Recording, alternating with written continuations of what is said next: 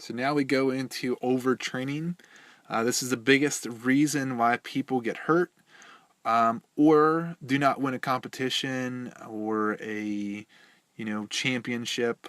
Um, they basically push too hard and their body cannot respond appropriate to the stress and the volume and the long-term stress and long-term volume that they put on it. So these are just examples. I'll have you read through those.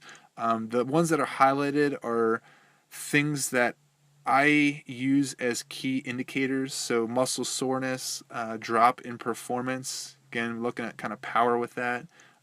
People getting sick. Immunity is big. All these are very, very important. The biggest one that I look at is resting heart rate.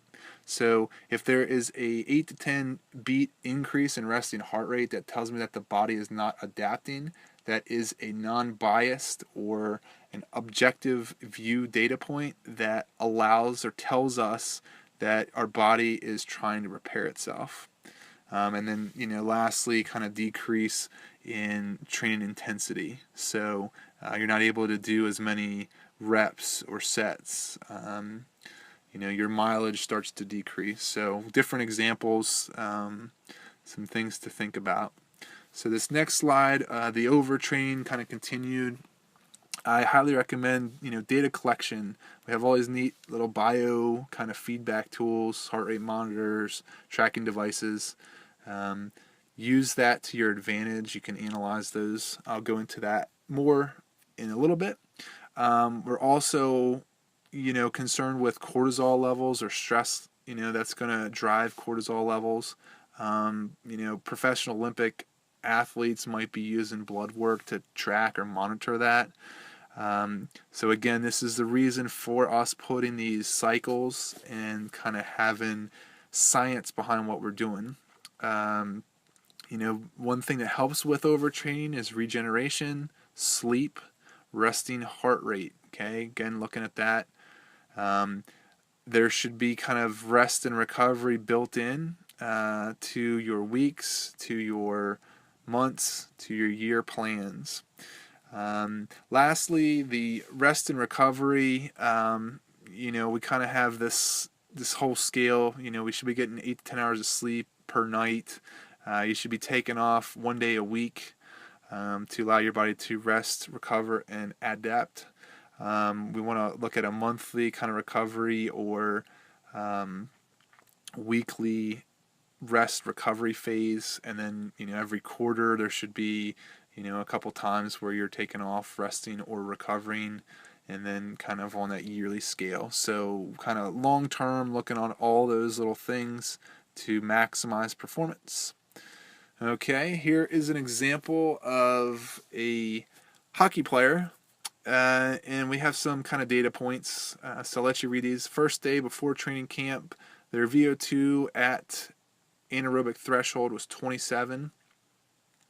Their VO2 at peak for that testing day was 43 milliliters per kilogram per minute. They had a 2-minute recovery heart rate of 146 beats per minute, and their power output or watts was 440.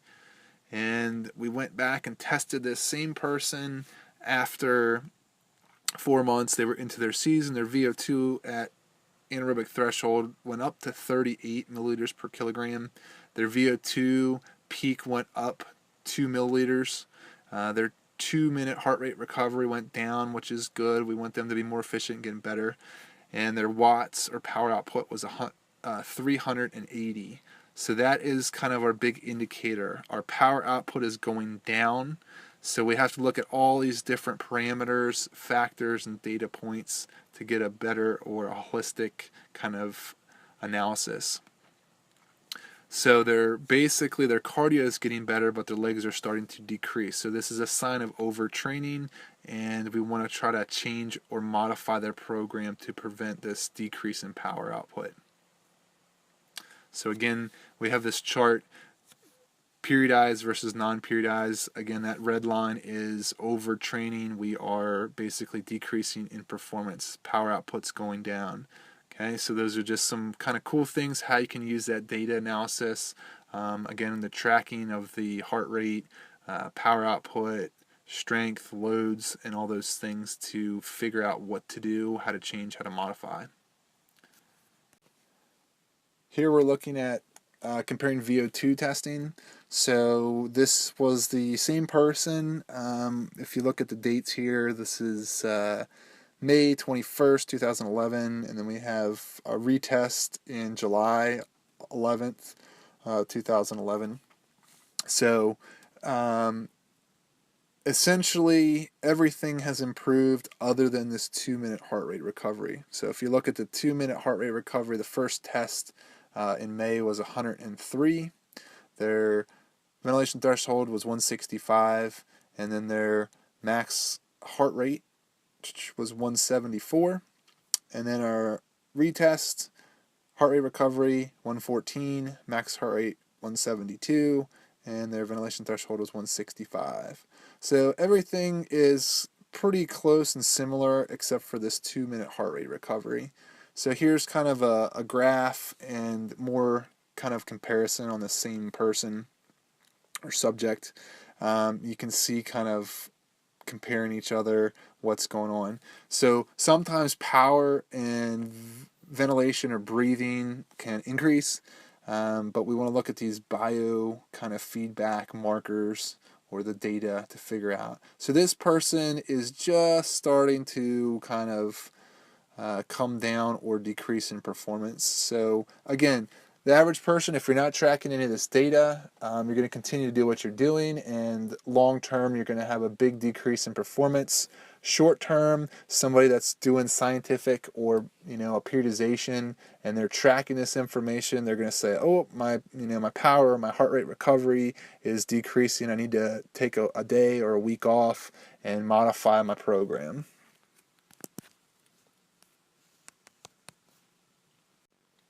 So continuing our overtraining, this is just a cool little graphic of kind of what happens inside your body. So this is just a person training and they get a little dehydrated in their session or their workout or the game. We have repetitive movements that slowly kind of has an impact on performance. Over time, that decreases range of motion, and the person tries to push through that, and then we kind of have maybe we have an injury as a result of that creates a lack of performance, and this might affect a person's mood or kind of views. And we kind of have this big cycle that goes through.